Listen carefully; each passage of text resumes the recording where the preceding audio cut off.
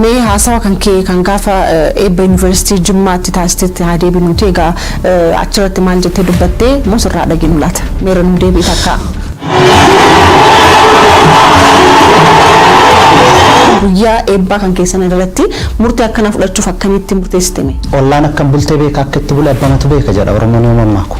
Kun yaada isaati miti ergama dhaaba tokko irraa fudhateetiin waan kana bakka qondaaltonni mootummaa argamanitti dubbatee waan jedhu sitti kaasutti jirani Maamad Deeksoo kanaaf deebii qabaa laata? Rabbi harkaa nama fuudhuun hin danda'amu nama harkaa garuu nama fuudhuun akka danda'amu manni kiyya bal'inaan natti mul'isiiseera. Mootummaan biltsiginnaas waraana uummata irratti labseeti jira. Kanoo akkamitti ilaalta? Jawaar Mohammadii fi fakkaattonni Jawaar Mohammad anaaf joogiraadha. Afaanuma Oromoo si dubbachaa an Oromoodhuma siin jedha. Qeerroon ma jira garuu sadarkaa garaagaraa irra jira jettee waan kaastee fi mee garaagarummaan isaa maali inni qeerroon isa ammaa kun sadarkaa akkamii irra jira? Amanii akka loojistikii taate. Loojistikii maal jechuu isaaniiti?